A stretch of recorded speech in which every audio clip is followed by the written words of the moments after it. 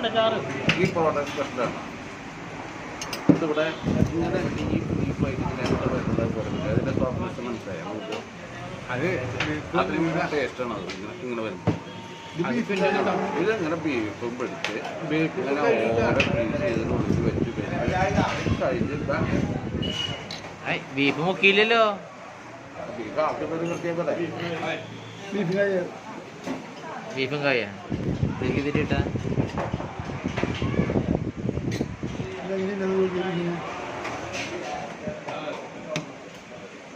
Shaju